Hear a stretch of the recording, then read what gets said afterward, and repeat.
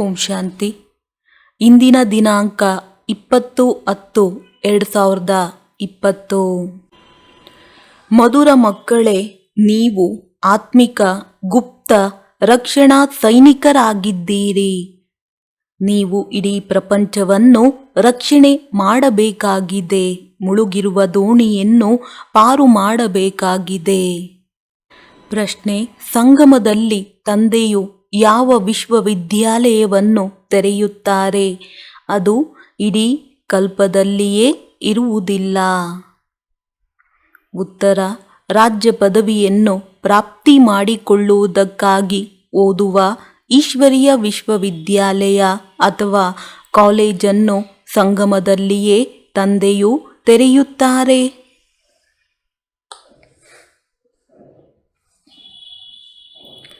ಇಂತಹ ವಿಶ್ವವಿದ್ಯಾಲಯವು ಇಡೀ ಕಲ್ಪದಲ್ಲಿಯೇ ಇಲ್ಲ. ಈ ವಿಶ್ವವಿದ್ಯಾಲಯದಲ್ಲಿ ವಿದ್ಯೆಯನ್ನು ಓದಿ ಡಬಲ್ ಕಿರೀಟಧಾರಿ ರಾಜಾದಿ ರಾಜರಾಗುತ್ತೀರಿ. ಓಂ ಶಾಂತಿ. ಮಧುರಾತಿ ಮಧುರ ಆತ್ಮಿಕ ಮಕ್ಕಳೊಂದಿಗೆ ಮೊಟ್ಟ ಮೊದಲಿಗೆ ತಂದೆಯು ಕೇಳುತ್ತಾರೆ, ಇಲ್ಲಿ ಬಂದು ಕುಳಿತುಕೊಂಡಾಗ ತಮ್ಮನ್ನು ಆತ್ಮನೆಂದು ತಿಳಿದು ತಂದೆಯನ್ನು ನೆನಪು ಮಾಡುತ್ತೀರಾ?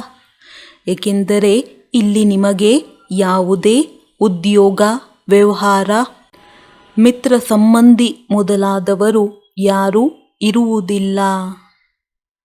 ನಾವು ಬೇಹಿದ್ದಿನ ತಂದೆಯೊಂದಿಗೆ ಮಿಲನ ಮಾಡಲು ಹೋಗುತ್ತೇವೆಂದು ನೀವು ವಿಚಾರ ಮಾಡಿಕೊಂಡು ಬರುತ್ತೀರಿ. ಇದನ್ನು ಯಾರು ಹೇಳುತ್ತಾರೆ? ಆತ್ಮವು ಶರೀರದ ಮೂಲಕ ಹೇಳುತ್ತದೆ. ಪಾರಲೌಕಿಕ ತಂದೆಯು ಈ ಶರೀರವನ್ನು ಬಾಡಿಗೆಯಾಗಿ ತೆಗೆದುಕೊಂಡಿದ್ದಾರೆ. ಇವರ ಮೂಲಕ ತಿಳಿಸಿಕೊಡುತ್ತಾರೆ. ಬೇಹಿದ್ದಿನ ತಂದೆಯು ಬಂದು ಕಲ್ಪದಲ್ಲಿ ಇದೊಂದೇ ಬಾರಿ ಕಲಿಸುತ್ತಾರೆ. ತಮ್ಮನ್ನು ಆತ್ಮನೆಂದು ತಿಳಿದು ತಂದೆಯನ್ನು ನೆನಪು ಮಾಡುವುದರಿಂದ ನಿಮ್ಮ ದೋಣಿಯು ಪಾರಾಗುವುದು. ಪ್ರತಿಯೊಬ್ಬರ ದೋಣಿಯು ಮುಳುಗಿದೆ. ಯಾರೆಷ್ಟು ಪುರುಷಾರ್ಥ ಮಾಡುವರೋ ಅಷ್ಟು ದೋಣಿಯು ಪಾರಾಗುವುದು. ಏ ಅಂಬಿಗನೇ, ನನ್ನ ದೋಣಿಯನ್ನು ಪಾರು ಮಾಡು ಎಂದು ಆಡುತ್ತಾರಲ್ಲವೇ? ವಾಸ್ತವದಲ್ಲಿ ಪ್ರತಿಯೊಬ್ಬರೂ ತಮ್ಮ ದೋಣಿಯಿಂದ ಪಾರಾಗಬೇಕಾಗಿದೆ. ಹೇಗೆ ಈಜುವುದನ್ನು ಕಲಿಸುತ್ತಾರೆ, ನಂತರ ಕಲಿತ ಮೇಲೆ ತಾವೇ ಈಜುತ್ತಾ ಹೋಗುತ್ತಾರೆ. ಅವೆಲ್ಲವೂ ಸ್ಥೂಲ ಮಾತುಗಳು. ಇವು ಆತ್ಮಿಕ ಮಾತುಗಳಾಗಿವೆ. ನೀವು ತಿಳಿದುಕೊಂಡಿದ್ದೀರಿ, ಆತ್ಮವು ಈಗ ಕಂದಕದಲ್ಲಿ ಸಿಕ್ಕಿ ಹಾಕಿಕೊಂಡಿದೆ. ಇದರ ಮೇಲೆ ಜಿಂಕೆಯ ಉದಾಹರಣೆಯನ್ನು ಕೊಡುತ್ತಾರೆ.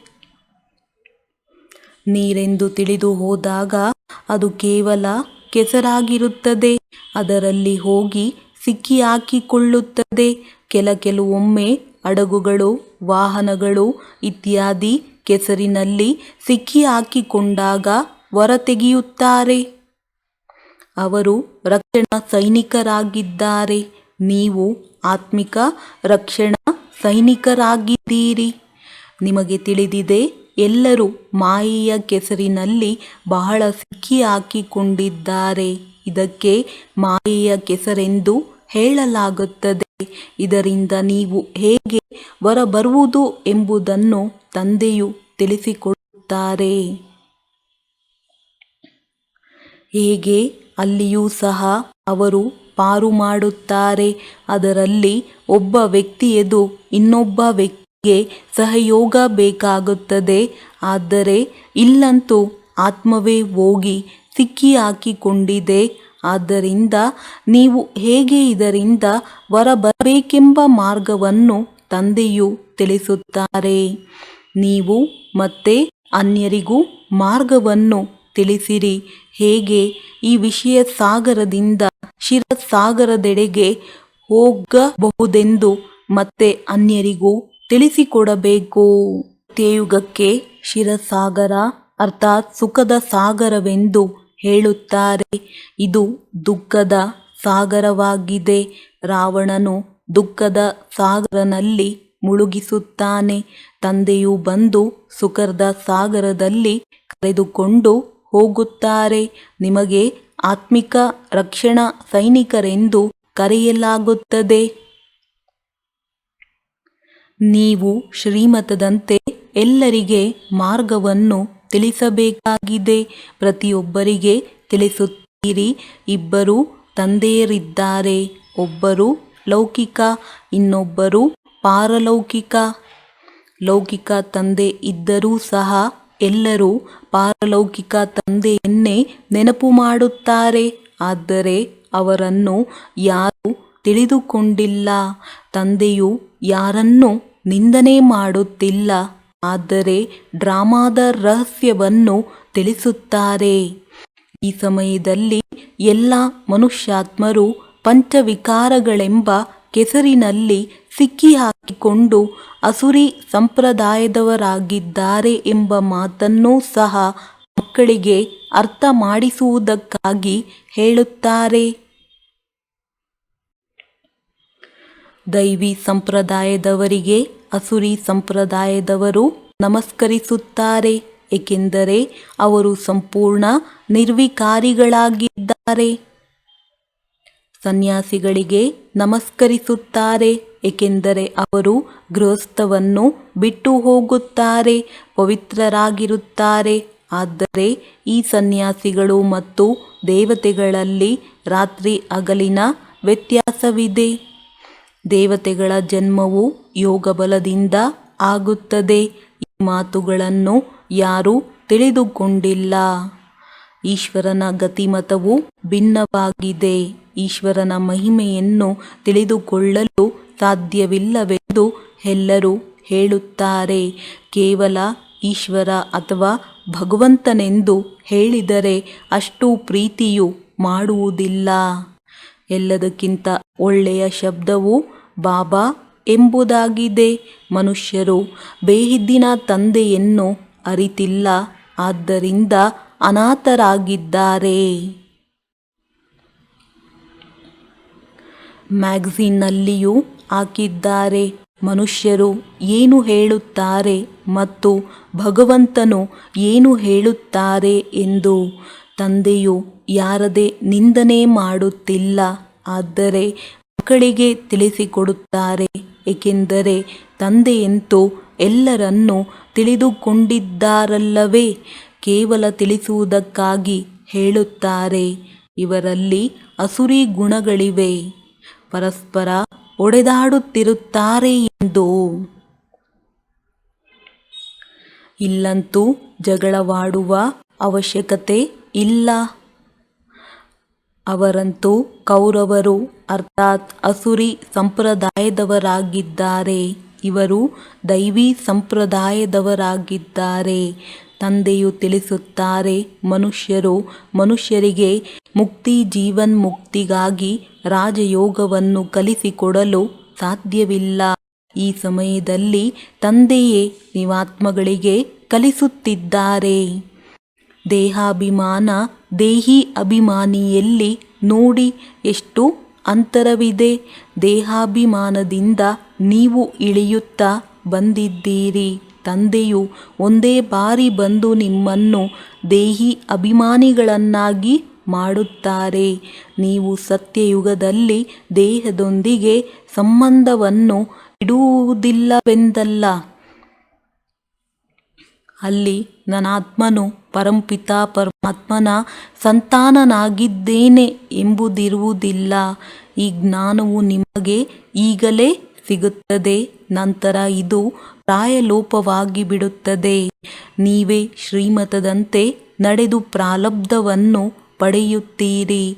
ತಂದೆಯು ರಾಜಯೋಗವನ್ನು ಕಲಿಸುವುದಕ್ಕಾಗಿಯೇ ಬರುತ್ತಾರೆ. ಇಂತಹ ವಿದ್ಯೆ ಮತ್ಯಾವುದೂ ಇಲ್ಲ. ಡಬಲ್ ಕಿರೀಟಧಾರಿ ರಾಜರು ಸತ್ಯಯುಗದಲ್ಲಿರುತ್ತಾರೆ, ನಂತರ ಸಿಂಗಲ್ ಕಿರೀಟಧಾರಿಗಳ ರಾಜ್ಯವಿರುತ್ತದೆ.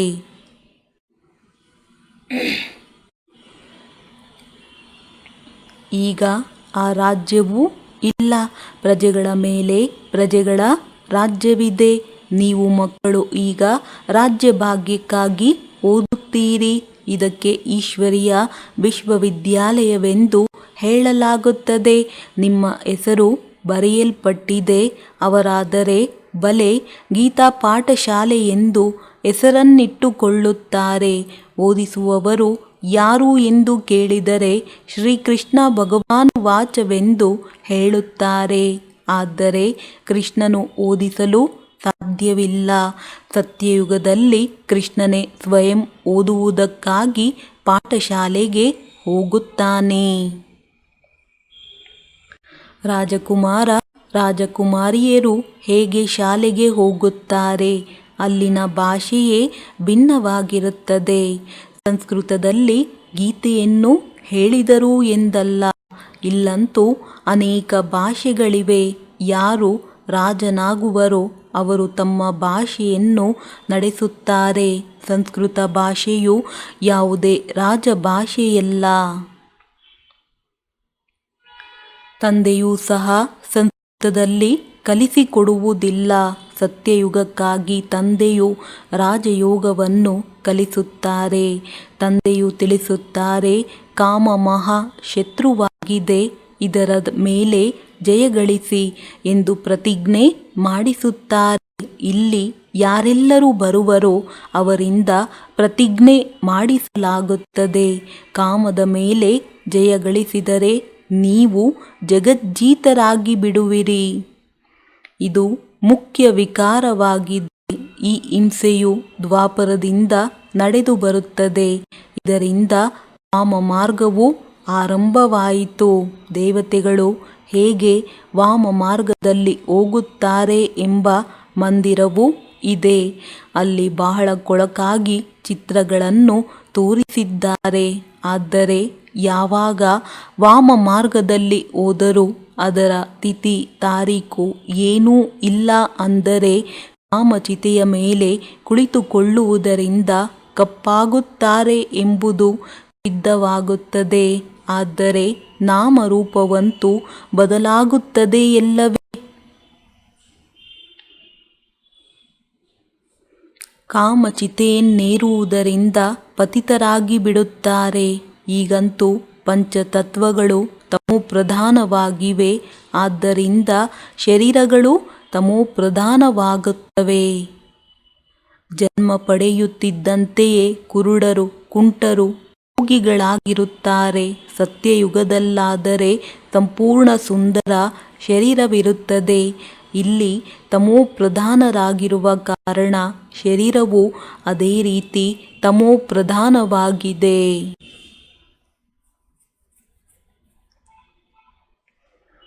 ಮನುಷ್ಯರು ಈಶ್ವರ, ಪ್ರಭು ಇತ್ಯಾದಿ ಭಿನ್ನ ಭಿನ್ನ ಹೆಸರುಗಳಿಂದ ನೆನಪು ಮಾಡುತ್ತಾರೆ. ಆದರೆ ಪಾಪ ಅವರಿಗೆ ತಿಳಿದೇ ಇಲ್ಲ. ಏ ತಂದೆಯೇ, ಬಂದು ಶಾಂತಿಯನ್ನು ಕೊಡಿ ಎಂದು ಆತ್ಮವು ತನ್ನ ತಂದೆಯನ್ನು ನೆನಪು ಮಾಡುತ್ತದೆ. ಇಲ್ಲಂತೂ ಕರ್ಮೇಂದ್ರಿಯಗಳಿಂದ ಪಾತ್ರವನ್ನಭಿನಯಿಸುತ್ತಿದ್ದೀರಿ. ಅಂದ ಮೇಲೆ ಶಾಂತಿಯು ಹೇಗೆ ಸಿಗುವುದು?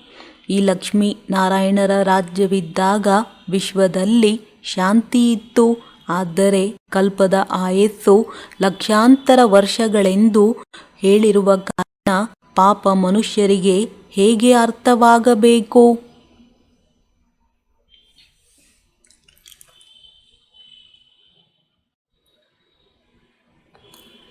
ಈ ದೇವತೆಗಳ ರಾಜ್ಯವಿದ್ದಾಗ ಒಂದು ರಾಜ್ಯ, ಒಂದು ಧರ್ಮವಿತ್ತು. ಮತ್ಯಾವುದೇ ಖಂಡದಲ್ಲಿ ಒಂದು ಧರ್ಮ, ಒಂದು ರಾಜ್ಯ ಬೇಕೆಂದು ಹೇಳುವುದಿಲ್ಲ.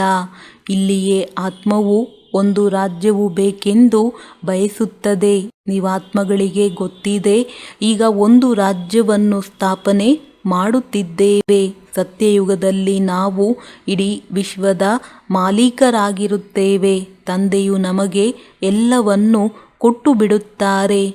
ಯಾರೂ ನಮ್ಮಿಂದ ರಾಜ್ಯಭಾಗ್ಯವನ್ನು ಕಸಿದುಕೊಳ್ಳಲು ಸಾಧ್ಯವಿಲ್ಲ.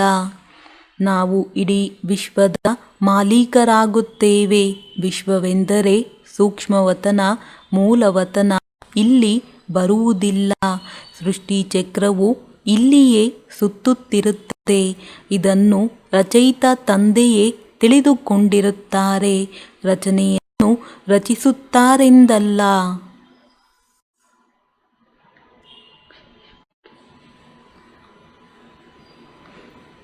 ತಂದೆಯು ಹಳೆಯ ಪ್ರಪಂಚದಿಂದ ಹೊಸದನ್ನಾಗಿ ಮಾಡಲು ಸಂಗಮದಲ್ಲಿಯೇ ಬರುತ್ತಾರೆ.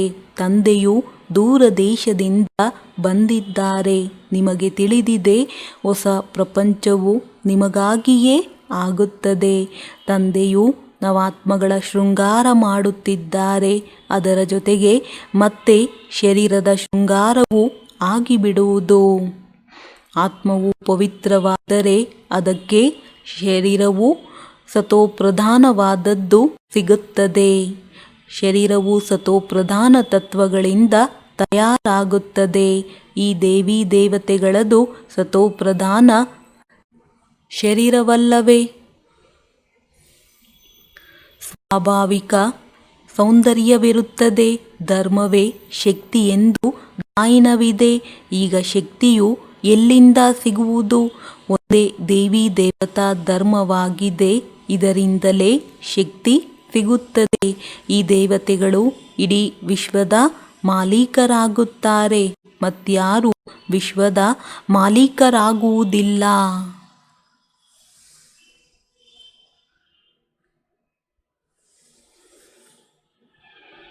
ನಿಮಗೆ ಎಷ್ಟೊಂದು ಶಕ್ತಿ ಸಿಗುತ್ತದೆ. ಶಿವತಂದೆಯು ಬ್ರಹ್ಮರವರ ಮೂಲಕ ಆದಿ ಸನಾತನ ದೇವಿ ದೇವತಾ ಧರ್ಮದ ಸ್ಥಾಪನೆ ಮಾಡುತ್ತಾರೆಂದು ಬರೆಯಲ್ಪಟ್ಟಿದೆ. ಈ ಮಾತುಗಳು ಪ್ರಪಂಚದಲ್ಲಿ ಯಾರಿಗೂ ತಿಳಿದಿಲ್ಲ. ತಂದೆಯು ತಿಳಿಸುತ್ತಾರೆ, ನಾನು ಬ್ರಾಹ್ಮಣ ಕುಲವನ್ನು ಸ್ಥಾಪನೆ ಮಾಡುತ್ತೇನೆ.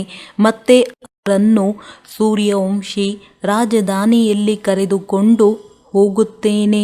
ಯಾರು ಚೆನ್ನಾಗಿ ಓದುವರೋ ಅವರು ತೇರ್ಗಡೆಯಾಗಿ ಸೂರ್ಯ ವಂಶದಲ್ಲಿ ಬರುತ್ತಾರೆ. ಇದೆಲ್ಲವೂ ಜ್ಞಾನದ ಮಾತಾಗಿದೆ. ಇದನ್ನು ಅವರು ಸ್ಥೂಲ ಬಾಣ ಮುಂತಾದ ಆಯುಧಗಳನ್ನು ತೋರಿಸಿದ್ದಾರೆ. ಬಾಣ ಹೊಡೆಯುವುದನ್ನು ಕಲಿಸುತ್ತಾರೆ. ಚಿಕ್ಕ ಮಕ್ಕಳಿಗೂ ಸಹ ಬಂದೂಕು ಹೊಡೆಯುವುದನ್ನು ಕಲಿಸುತ್ತಾರೆ. ಆದರೆ ನಿಮ್ಮದು ಯೋಗ ಬಾಣವಾಗಿದೆ. ತಂದೆಯು ತಿಳಿಸುತ್ತಾರೆ, ನನ್ನೊಬ್ಬನನ್ನು ನೆನಪು ಮಾಡಿದ್ದೇ ಆದರೆ ನಿಮ್ಮ ವಿಕರ್ಮಗಳು ವಿನಾಶವಾಗುತ್ತವೆ. ಹಿಂಸೆಯ ಯಾವುದೇ ಮಾತಿಲ್ಲ.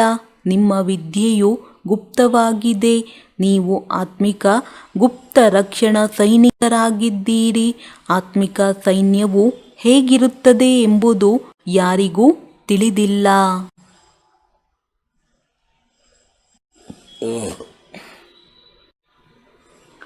ನೀವು ಗುಪ್ತ ಆತ್ಮಿಕ ರಕ್ಷಣಾ ಸೈನಿಕರಾಗಿದ್ದೀರಿ. ಇಡೀ ಪ್ರಪಂಚವನ್ನು ರಕ್ಷಣೆ ಮಾಡುತ್ತೀರಿ. ಎಲ್ಲರ ದೋಣಿಯು ಮುಳುಗಿ ಹೋಗಿದೆ. ಬಾಕಿ ಚಿನ್ನದ ಲಂಕೆಯು ಯಾವುದೂ ಇಲ್ಲ. ಅಥವಾ ಚಿನ್ನದ ದ್ವಾರಿಕೆಯು ಸಾಗರದ ಕೆಳಗಡೆ ಹೊರಟು ಹೋಗಿದೆ. ಮತ್ತೆ ಅದು ಹೊರಬರುವುದೆಂದೂ ಅಲ್ಲ. ದ್ವಾರಿಕೆಯಲ್ಲಿಯೂ ಇವರ ರಾಜ್ಯವಿತ್ತು. ಆದರೆ ಸತ್ಯಯುಗದಲ್ಲಿತ್ತು. ಸತ್ಯಯುಗಿ ರಾಜರ ಉಡುಪುಗಳೇ ಬೇರೆ. ತ್ರೇತಾಯುಗದವರ ಉಡುಪುಗಳೇ ಬೇರೆಯಾಗಿದೆ. ಭಿನ್ನ ಭಿನ್ನ ಉಡುಪು, ಭಿನ್ನ ಭಿನ್ನ ರೀತಿ ನೀತಿಗಳಿರುತ್ತವೆ.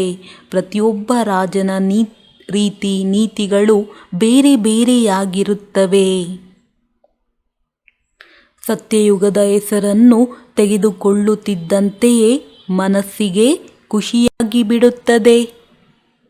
ಅದಕ್ಕೆ ಸ್ವರ್ಗ, ಪ್ಯಾರಡೈಸ್ ಎಂದು ಹೇಳುತ್ತಾರೆ. ಆದರೂ ಮನುಷ್ಯರು ಏನನ್ನೂ ತಿಳಿದುಕೊಂಡಿಲ್ಲ. ಮುಖ್ಯವಾದದ್ದು ಈ ದಿಲ್ವಾಡ ಮಂದಿರವಾಗಿದೆ. ಇದು ನಿಮ್ಮದೇ ನೆನಪಾರ್ಥವಾಗಿದೆ. ಯಾವಾಗಲೂ ಮಾದರಿಗಳನ್ನು ಚಿಕ್ಕದಾಗಿ ತೋರಿಸುತ್ತಾರಲ್ಲವೇ, ಇವು ನಿಮ್ಮದೇ ಮಾದರಿಗಳಾಗಿವೆ. ಶಿವತಂದೆಯೂ ಇದ್ದಾರೆ, ಆದಿದೇವನೂ ಇದ್ದಾರೆ. ಮೇಲೆ ವೈಕುಂಠವನ್ನು ತೋರಿಸಿದ್ದಾರೆ. ಶಿವತಂದೆ ಇದ್ದರೆ ಅವಶ್ಯವಾಗಿ ಅವರ ರಥವೂ ಇರುವುದು. ಆದಿದೇವನು ಕುಳಿತಿದ್ದಾರೆ. ಇದು ಸಹ ಯಾರಿಗೂ ತಿಳಿದಿಲ್ಲ. ಇವರು ಶಿವತಂದೆಯ ರಥವಾಗಿದ್ದಾರೆ.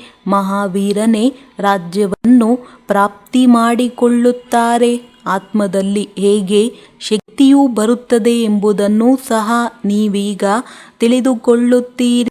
ಪದೇ ಪದೇ ತಮ್ಮನ್ನು ಆತ್ಮನೆಂದು ತಿಳಿಯಿರಿ. ನಾನಾತ್ಮನು ಸತೋಪ್ರಧಾನನಾಗಿದ್ದಾಗ ಪವಿತ್ರನಾಗಿದ್ದೆನು. ಶಾಂತಿಧಾಮ ಸುಖಧಾಮದಲ್ಲಿ ಅವಶ್ಯವಾಗಿ ಪವಿತ್ರರೇ ಇರುತ್ತಾರೆ.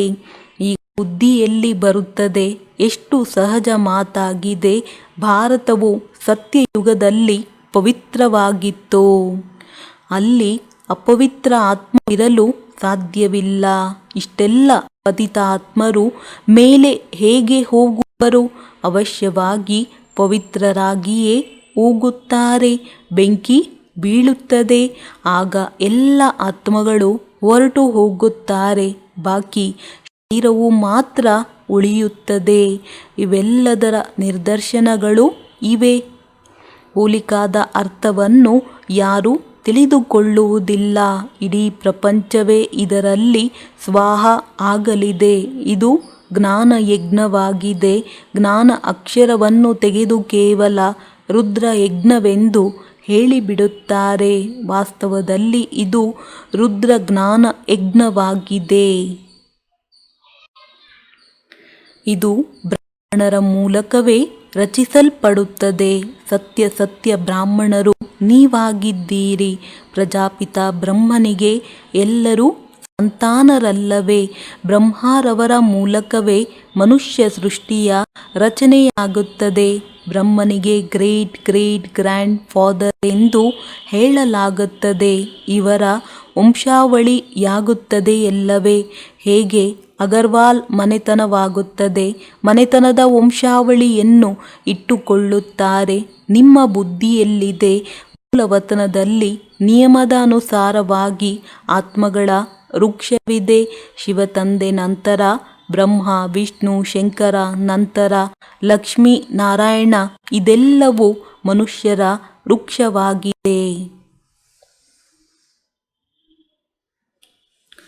ಒಳ್ಳೆಯದು. ಮಧುರಾತಿ ಮಧುರ ಅಗಲಿ ಹೋಗಿ ಮರಳಿ ಸಿಕ್ಕಿರುವ ಮಕ್ಕಳ ಪ್ರತಿ ಮಾತ್ಪಿತಾ ಬಾಪ್ ದಾದಾರವರ ನೆನಪು, ಪ್ರೀತಿ ಹಾಗೂ ಸುಪ್ರಭಾತ. ಆತ್ಮಿಕ ಮಕ್ಕಳಿಗೆ ಆತ್ಮಿಕ ತಂದೆಯ ನಮಸ್ತೆ. ಧಾರಣೆಗಾಗಿ ಮುಖ್ಯ ಸಾರ. ಆತ್ಮಿಕ ರಕ್ಷಣಾ ಸೈನಿಕರಾಗಿ ಸ್ವಯಂ ಹಾಗೂ ಸರ್ವರಿಗೆ ಸರಿಯಾದ ಮಾರ್ಗವನ್ನು ತಿಳಿಸಬೇಕಾಗಿದೆ. ಇಡೀ ಪ್ರಪಂಚವನ್ನು ವಿಷಯ ಸಾಗರದಿಂದ ಪಾರು ಮಾಡಲು ತಂದೆಗೆ ಸಂಪೂರ್ಣ ಸಹಯೋಗಿಗಳಾಗಬೇಕಾಗಿದೆ. ಜ್ಞಾನಯೋಗದಿಂದ ಪವಿತ್ರರಾಗಿ ಆತ್ಮದ ಶೃಂಗಾರ ಮಾಡಿಕೊಳ್ಳಬೇಕಾಗಿದೆ. ಶರೀರಕ್ಕಲ್ಲ, ಆತ್ಮವು ಪವಿತ್ರವಾದರೆ ಶರೀರದ ಶೃಂಗಾರವು ಸ್ವತಃವಾಗಿ ಆಗುವುದು.